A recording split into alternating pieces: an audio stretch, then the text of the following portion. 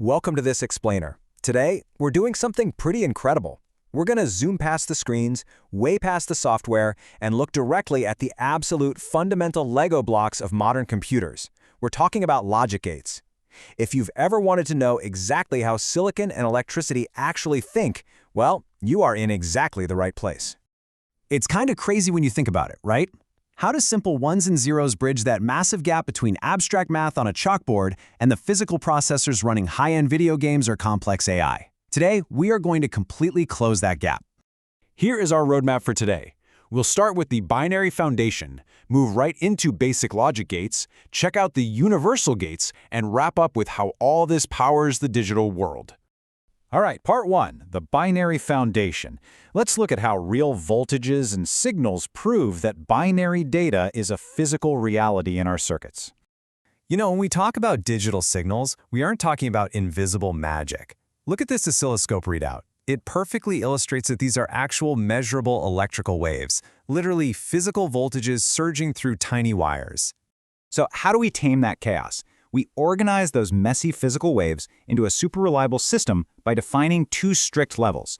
We've got logic high, R1, which usually sits near a target voltage, like 1.8 or 3.3 volts, and then there's logic low, R0, hanging out near ground, or 0 volts.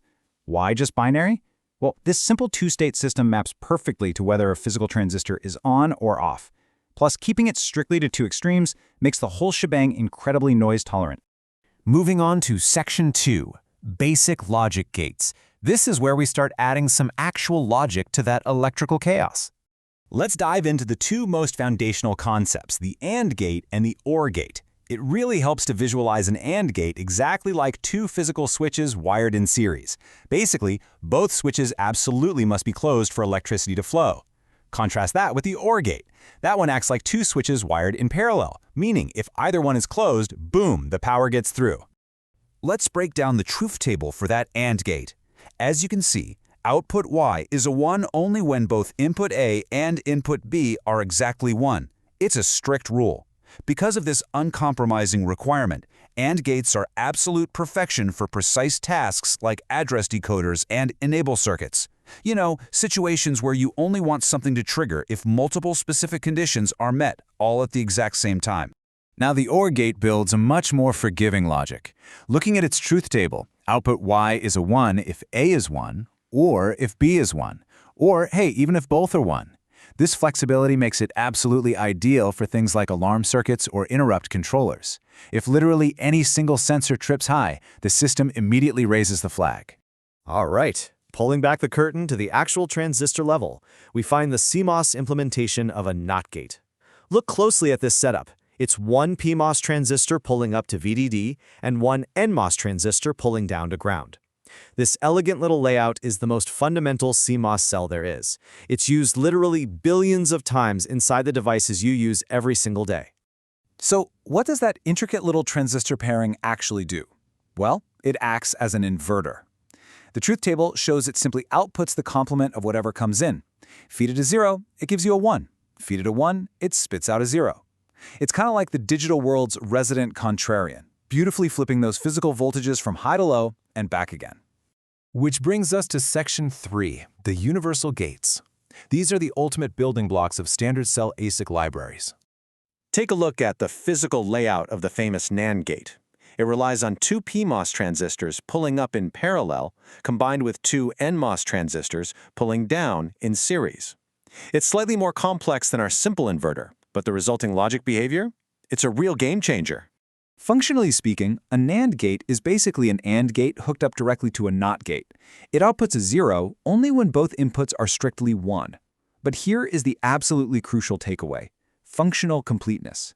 You can build any Boolean logic function you can dream up using endless combinations of these NAND gates alone. Actually, fun fact, the computer that landed Apollo on the moon, that was built almost entirely out of these universal gates. How cool is that?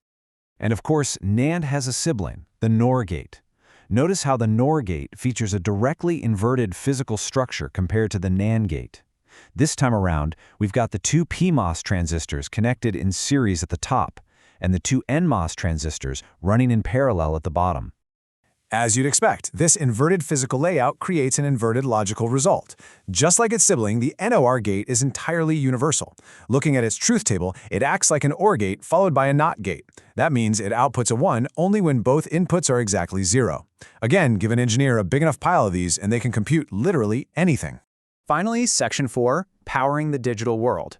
Let's zoom all the way out from the micro to the macro.